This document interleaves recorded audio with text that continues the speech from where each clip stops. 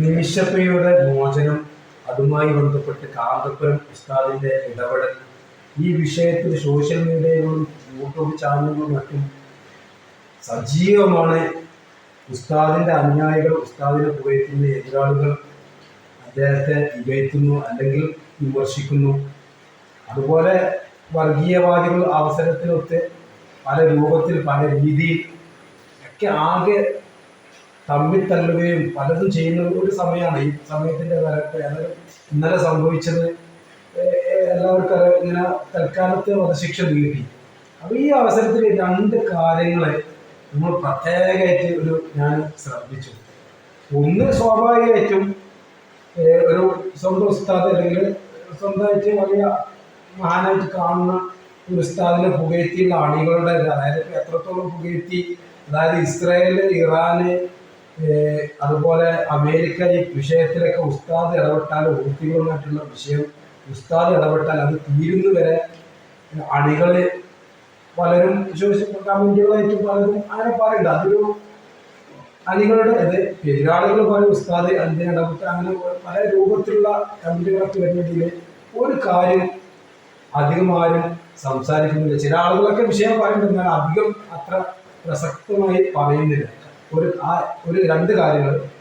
ഒന്ന്, പൊതുജനങ്ങൾക്കിടയിലുള്ള ചർച്ചയാണ്. അതായത് ഒരു വ്യക്തിക്ക്, ആ വ്യക്തിക്ക് അല്ലെങ്കിൽ കൊല്ലപ്പെട്ട വ്യക്തിയുടെ കുടുംബത്തിന്റെ ശക്തി, ആ ശക്തിയെക്കുറിച്ച് ചർച്ച ചെയ്യുന്നവരുണ്ട്. പക്ഷെ നമ്മുടെ നാടുമായി താരതമ്യം ചെയ്ത് പലരും ചർച്ച ചെയ്യാൻ പല ചാനലുകൾ പോലും അത് അത്രക്കാണ്ട് പ്രസക്തി നൽകുന്നില്ല. കാരണം നമ്മുടെ നാട്ടില് ഇപ്പൊ ഉദാഹരണം പറഞ്ഞത് ഗോവിന്ദചാമി ഒരു എക്സാമ്പിൾ ആണ്.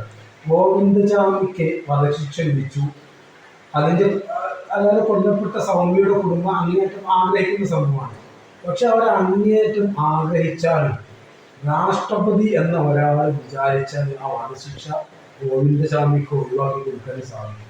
അതാണ് നമ്മുടെ നാട്ടിലെ നിയമം.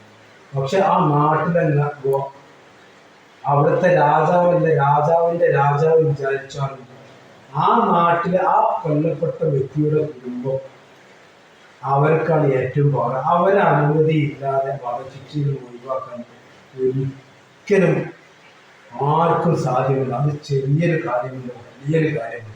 പിന്നെ രണ്ടാമത് സജീവമായൊരു ചർച്ച എന്തെന്നാൽ കാന്തപുരം ഉസ്താദിന്, അതായത് പൊതുവെ മുസ്ലിം ഉള്ള ഗ്രൂപ്പുകൾക്കിടയിലുള്ള ചർച്ചയാണ്.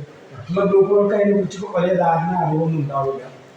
കാന്തപുരം ഉസ്താദിന് എങ്ങനെ പൂത്തികളും നിയന്ത്രണത്തിലുള്ള സൂഫി ചിന്താധാരകൾ ആ സ്ഥലങ്ങളിൽ ഉള്ള പണ്ഡിതന്മാരുമായിട്ട് പറഞ്ഞു.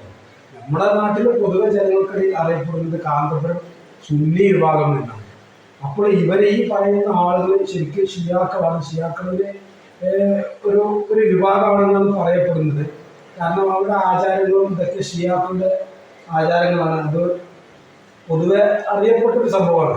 അപ്പൊ ഇവരുമായിട്ട് എങ്ങനെ ഇത്രയും ആത്മബന്ധം ഉണ്ടായി എന്നതാണ് പൊതുവെ മുസ്ലിങ്ങൾക്കിടയിൽ മറ്റു ഇതര വിഭാഗങ്ങളൊക്കെ ആരോപിക്കുന്നതും സംസാരിക്കുന്നതും ആണ്. അത് ശരിയും തെറ്റും നമുക്ക് കൃത്യമായിട്ട് അറിയില്ല. കാരണം അവർ ഈ പറയുന്ന ആളുകൾ ക്ലിയർ ഷിയാക്കളാണെന്ന്. ഏതായാലും അതിനും വലിയൊരു പ്രശ്നം നാട്ടിലെ വർഗീയ ചേരിതിരിവാണ്. ഏതായാലും ഒരു മുസ്ലിം പണ്ഡിതൻ ഒരു മറ്റൊരു മതസ്ഥന്റെ വിഷയത്തിൽ ഇടപെട്ടു. അതൊരു ഫലപ്രാപ്തിയായ ഒരു കണക്കിന് നമുക്ക് തോന്നും. ഒരു സൗഹാർദ്ദത്തിന്റെ അന്തരീക്ഷമെങ്കിലും രൂപപ്പെടുന്നില്ല. അങ്ങനെയൊക്കെ ഉണ്ടെങ്കിൽ വളരെ നന്നു.